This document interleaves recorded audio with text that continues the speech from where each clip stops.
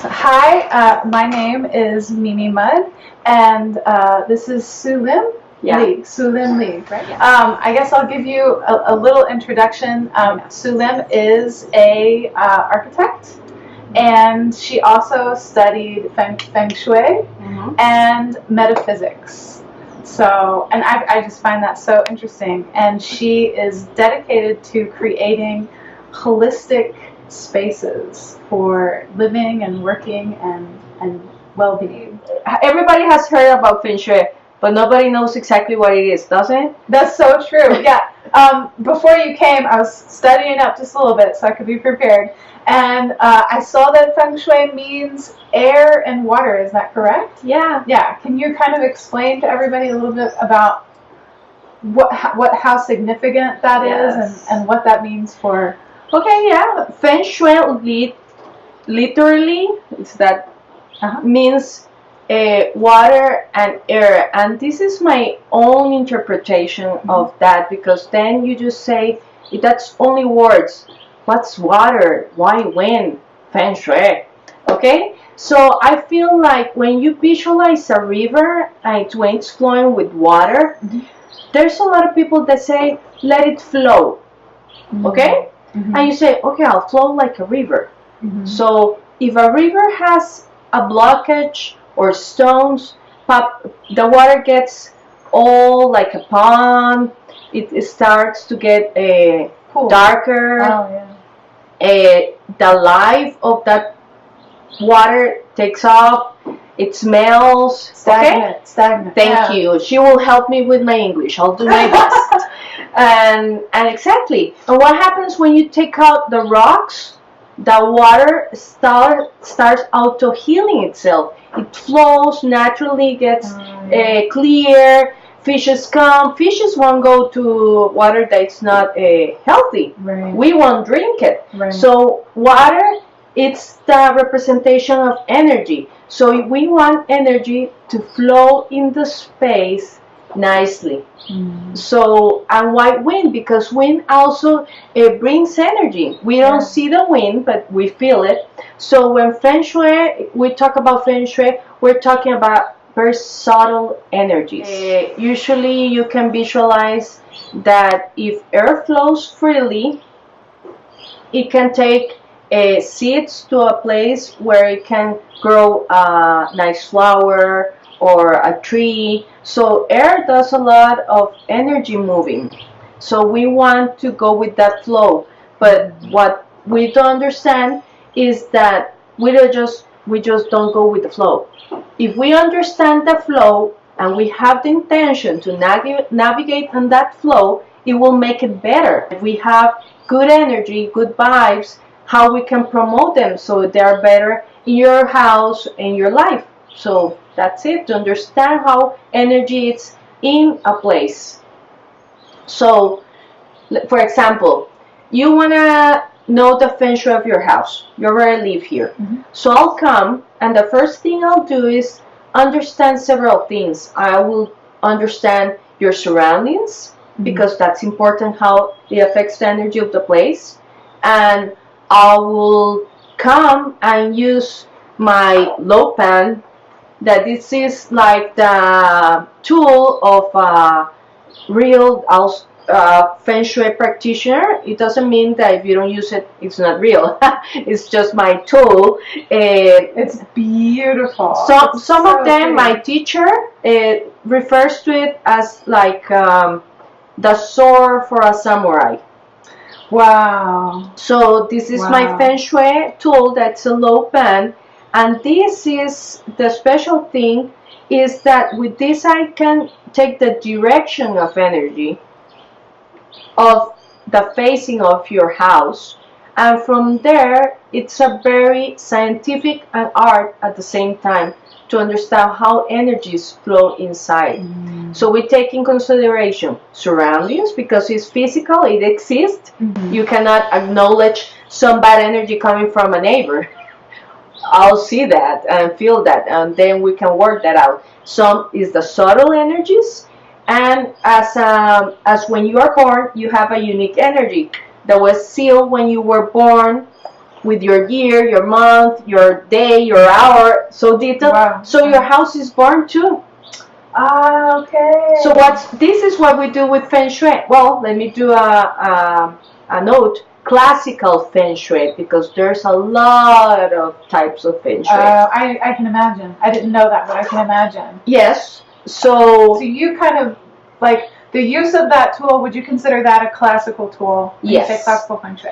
Okay, and because people probably don't know, but this is actually your heritage. Yes. Like this is something. So you kind of like before you became interested in even architecture, you probably understood a little bit about this stuff and what Feng Shui was, right? Yeah, that's interesting because I started doing Feng Shui when I was still studying architecture.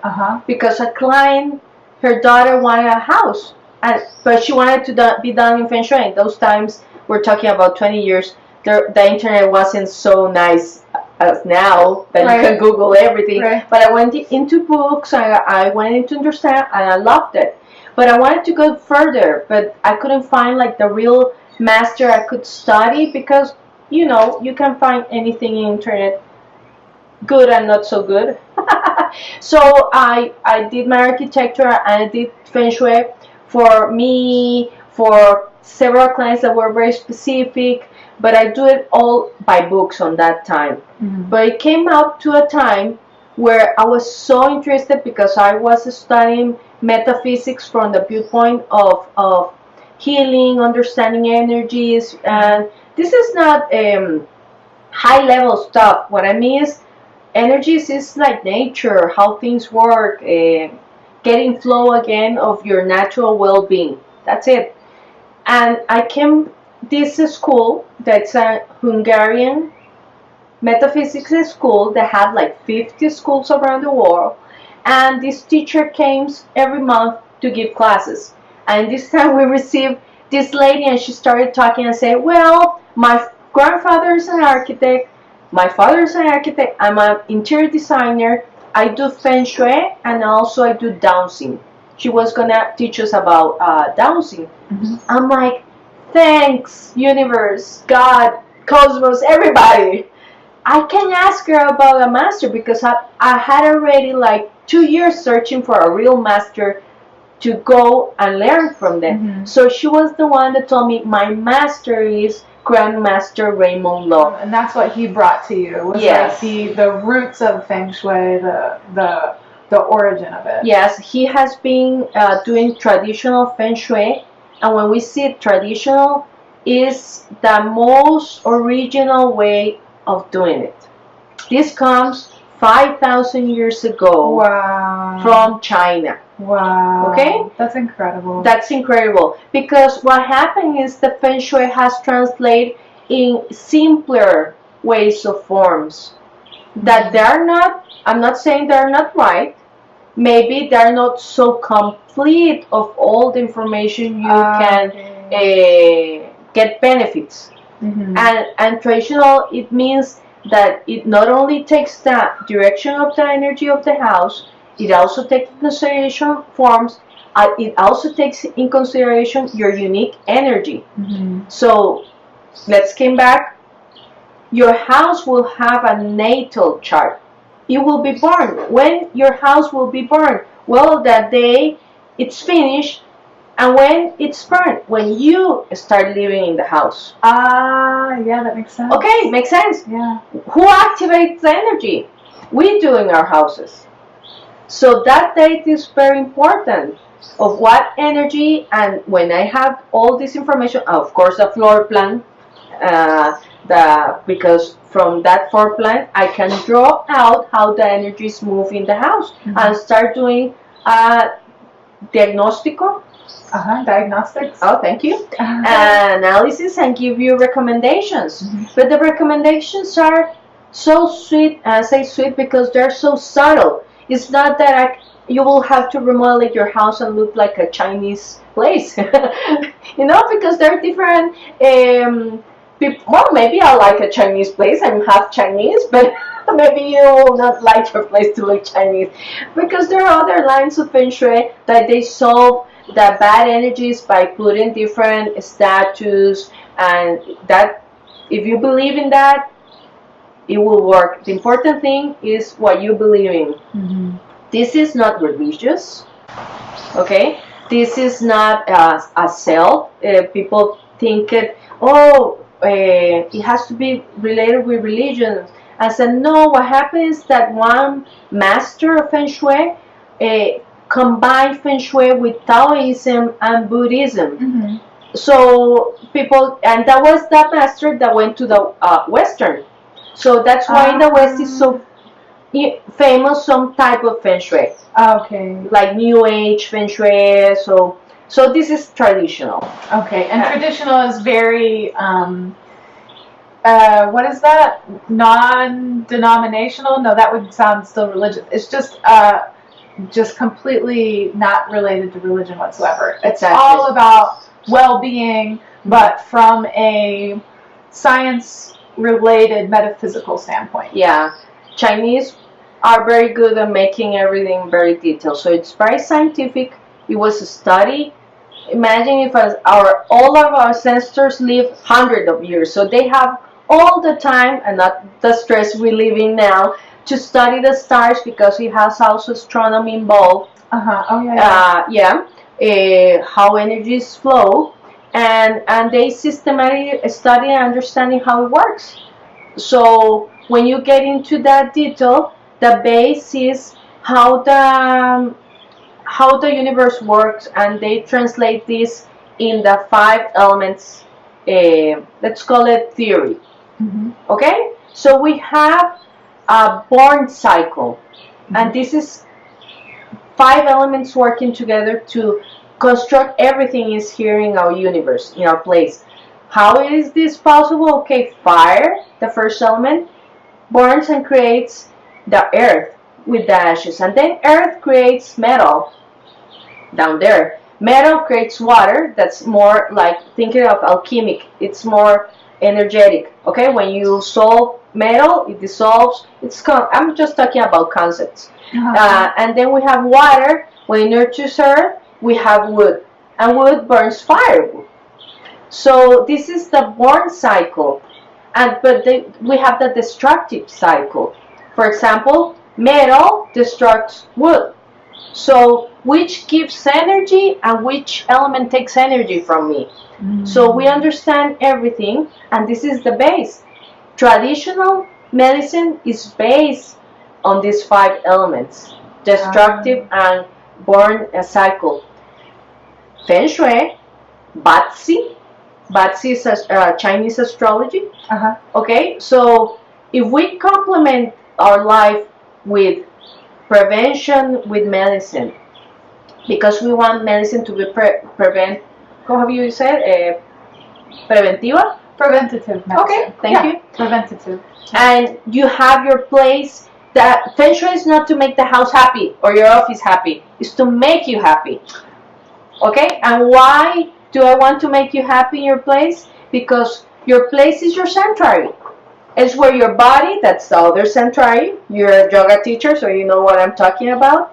You want your 8 hours of sleep to have the best energy to recharge, so the body can have his auto-healing process naturally. If there's something that's going to disrupt that, you're going to be more tired. That's not the stress of the office or the stress of the family. If the place that you're sleeping over 8, 6, 10 hours, I don't know what's your sleep cycle. That sounds like a good week, 8, 6, 10. Yeah, that's true. That works for me too. So imagine what will that do to your life. So if we have 24 hours a day and we sleep 8, that means 1/3 of our lives we're sleeping. Yes. So if you were 30 years old, maths easy, like pulperia, we say that, you will be sleeping 10 years of your life. Yeah. Okay, you all have thought of that and say, oh my God, the best energy has to be where you sleep. Mm-hmm. No way, no other. Where's the other 8 hours? In your work, where you're sitting in your office. If those other 8 hours you're sitting there in front of the computer, that computer absorbs and moves energy and it's not very positive, it's another thing. Your office feng shui is very important. Yes. So how come I come and help?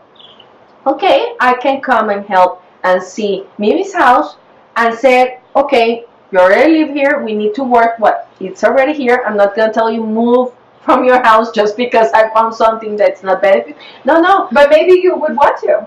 Maybe if someone had like, for example, what if you met someone and they came to you and they said, you know, I'm dealing with this, and it's just killing me. Can you take a look at my house? I mean, if you found something there, maybe someone would want to. Maybe that would be the best solution to. And it will be totally that person's decision. The good thing is that they'll know the information. Yeah. We can come up for solutions, but if the best solution is to go and change from houses, might be okay. Maybe we find here in your. Okay, I have to know, so I'm gonna ask her. I'm gonna find out after this. That's good. Yeah.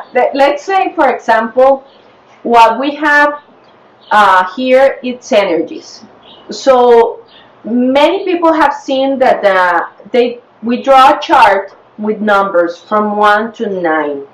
It's not numerología. Okay?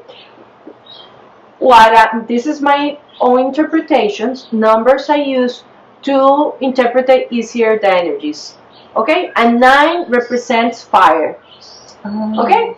A 2, 5, and 8 represents earth. So each number represents each element. And we know how that energy flows in a space. So depending on the year, we draw the diagram. Just for example, we get your natal diagram here, and we have an 8 that represents earth. And I can see as everything, it's yin or yang. And when I say it's yin or yang, is that in this earth we have always a positive, good, bad, sun, light. Okay, so we have yin and yang energies. So here I can say, okay, this is an 8, it's yin, and I can tell you here you can have harmony, human harmony, but maybe it's not activated. Maybe we need to activate it more. How we can activate this energy? I'll recommend you put a fire element to activate here human harmony. Or maybe it's not an 8 of human harmony. Maybe it's the 8 of prosperity. And we want prosperity in business. Yeah, we all want prosperity. So maybe I'll tell you, let's activate more. Or maybe we found out that in your house, human harmony is not active. You want human harmony in your house active. So you know when there's no buena vibra. That subtle energy, we sense it. And there's people that are very sensitive. You will go always to that same best restaurant table that it's always dirty. Why? Because people love to sit in that spot. Why people like to sit in that spot? You don't know, but the waitress will always tell, give me a minute, I'll clean it up for you. The client just went away. And there's 10 more tables. They're ready, but you want to sit in the dirty table that people just came up. Yep. How come? It's the best spot. It's got the best energy, yeah. So places have it. Another example. Have you come by a commercial site that no prosperity? How you know it's no prosperity? Because after 6 months they go for bankruptcy. Yeah. And then you see another business, and in 1 year they're out. Yeah. And then you are like, poor guys, they rented that place. Nobody makes money there because something's there that is not moving. Yeah. No prosperity. So what would be a wise thing if we have this 5,000 years knowledge? Okay, so please come and see. I have 3 places I want to rent for my business. I want to see which one has the best energy for my business and for me, because if you're the owner, we want that it's the best energy also for you, not only for making money. Yeah. Money is not everything in life. Yeah. Happiness is everything in life. Mm-hmm. Okay? So I'll come, do the measurements, do all the work, and come here with recommendations and tell you, Mimi, from these three options, this no prosperity, no good flow of energy for you, maybe this one, and we can fix the negative energies with these subtle cures, and we will promote good energies with this. That's awesome. That's Yeah. such a great way to approach choosing where you wanted to locate your business. Or live. Or live, or where you want to have your house. Or before you buy your lot to construct your dream house. Oh yeah, totally, totally. So how I came up, a friend of mine came with this and said, Sue, what you do is architecture feng shui. I was like, oh, you got it. That's awesome, architecture feng shui. So what do I do? Okay, first feng shui and then architecture. Why? Because most important is energies. And from what I see in the master plan with the empty lot, I can see where are the best energies. Then I can know what's your energy and say, okay, the best energy for Mimi is that the room is around here. And when I do my functional sketches, I'm looking at your daughters, your son, your husband, and I can say, okay, let's try to figure this out. It's like making a puzzle, really. Yeah, because you gotta think about your energy, the place, aesthetics, and it takes time. But if everything comes together, it's beautiful because it's designed with a purpose. I'm sorry, but I've learned before I designed it for my creative stand of view. Maybe I love your room here because, of course, it's the best view. We want the best view for the master bedroom. But I don't know if you will sleep there, it's better for you. Now I can choose and say, hey, this is the best place for you to sleep, and also has the best view because I'll work it out in architecture so you have the best view. So we're blending everything together. So we were kind of talking before we started the video about how you worked in corporate architecture and you were doing a type of work, or let's say your career path, your lifestyle as you were doing that work is very different from where you're at now. Yes. That you kind of made the transition. Could you kind of comment on that and how, really what's the difference between maybe not you and every other architect, but the kind of architect you were before and then the kind of architect you are now? Okay. Well, before I think I did my architecture from a viewpoint of course, doing what you wanted for your house, the style you wanted, and to be beautiful. Well, that's what we'll try to do, the design. But the difference is that first I think of the soul of the house, because if a house is going to be born, it's for a family or for ceiling materials, but you will be happy at the end of the process. Right. And also something different. You gotta embrace the process, and that means that whatever the client wants, it's their needs. It's important. It's not an ego thing. It's not like, oh, I'm the architect and this has to be done because it has to be done this way. No, it's a balance. It's a complement of what you want and what I can guide you that's the best for you. And of course we'll get into negotiations, but we'll get I hopefully think that this kind of process is more open, where we can work together, because we got to work together with engineers, construction, electricians, all type of people in this.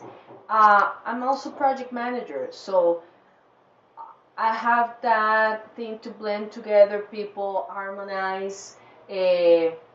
Law best student, I'll say so, because I think she's great. It's Jen Stone, and they say first is traditional medicine.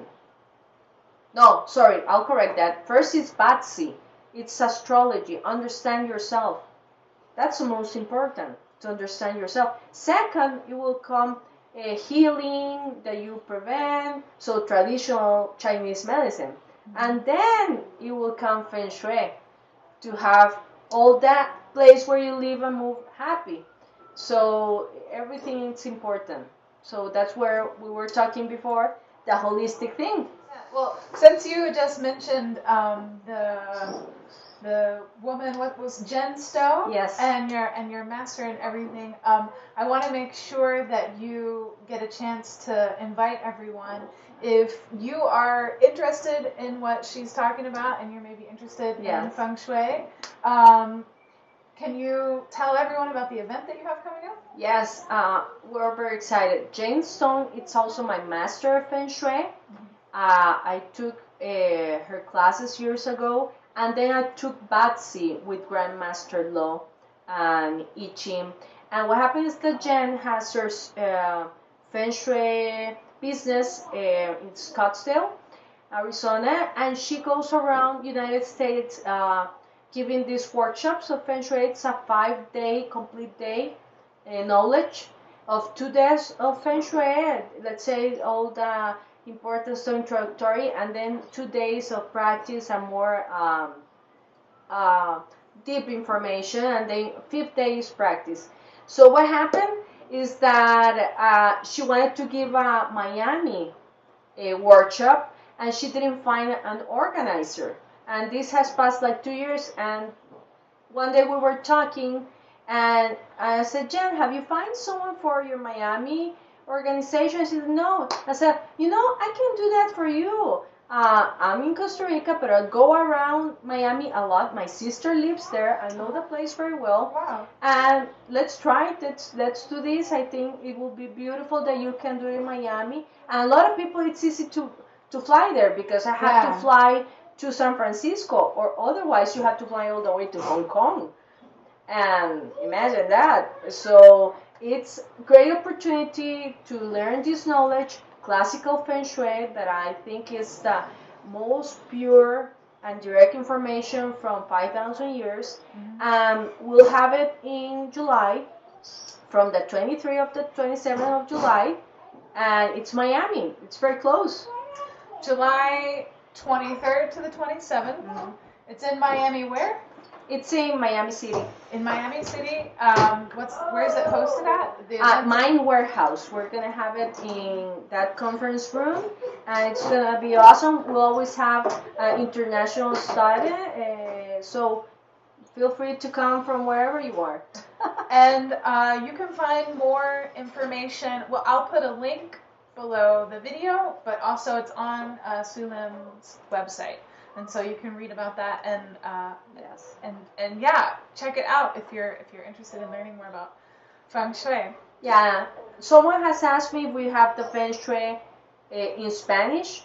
So in the future, I hope we will have workshops in Spanish, and I'll hope that it's gonna be done in Costa Rica by me. And so let's see how it comes out. So the reason that I was the most excited to work with you professionally is because, and some people from the network might know, what I do is wellness spa consulting, and I've worked on a few really big projects here in Costa Rica where we've really built a spa from the ground up. There was one project that I worked on in Atenas where it was like literally construction of the yoga studio and the spa and the whole design and everything. And you don't know what you don't know. And at that time, I know that project definitely would have benefited, or I don't know how it would have changed things, but I had no idea that Feng Shui architecture was even a thing. So I didn't even know to recommend someone like you for that project.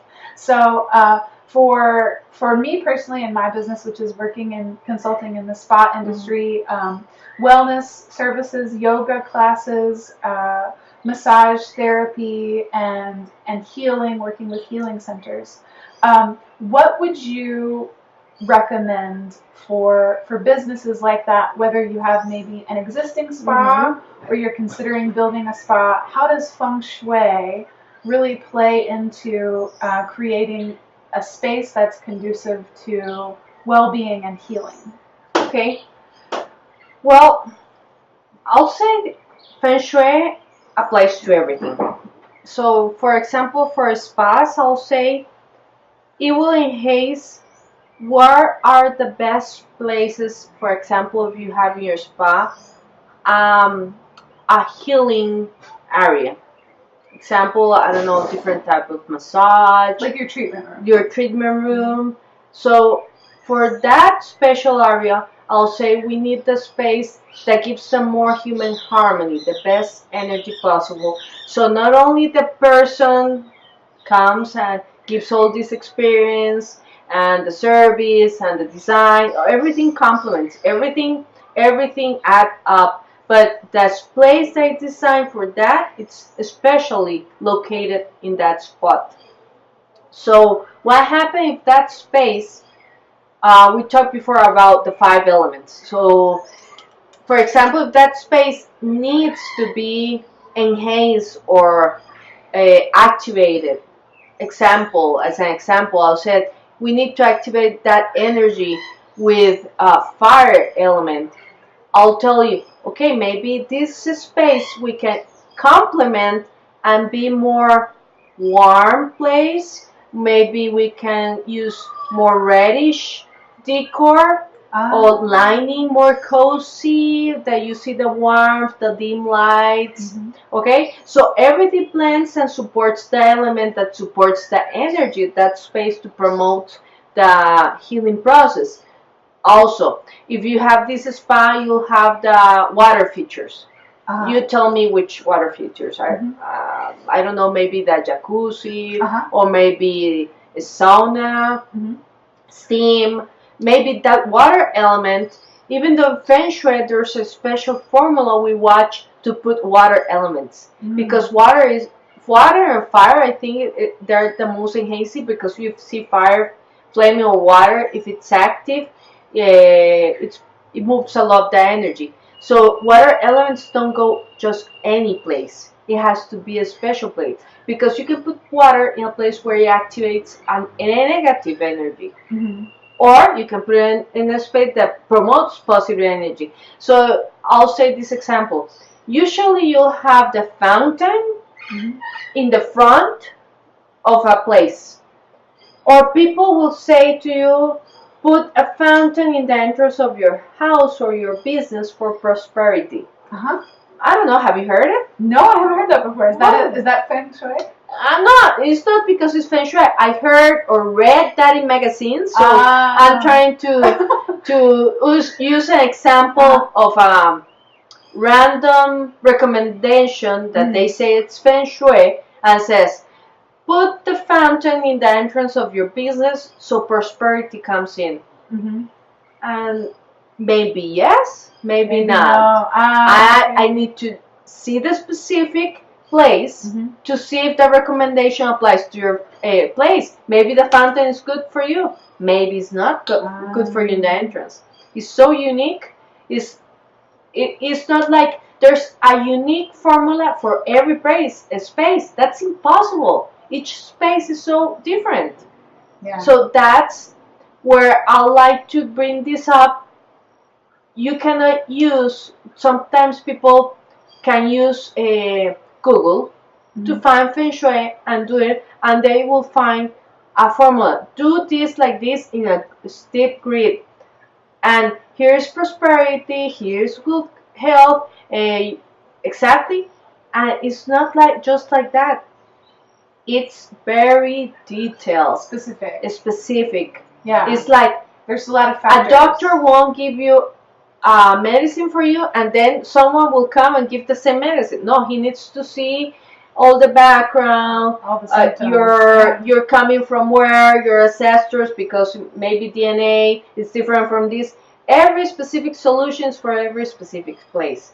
So of course I think spas will benefit from doing Feng Shui, not only for their business, because business of course wants to be sustainable, make money, but also if you are a wellness center, you want everybody that comes here to feel better and get the most benefit of the service they receive. So if you pay, you want nice music, nice ambience, nice experience, but the subtle thing has to blend. If you add that up to the formula, well, you have a more complete wellness center. Yes. Your wellness center will be burned with nice roots, because in essence you're already looking the holistic, energetic part of the wellness center. Yes. And then you construct and design and put the reception and everything else.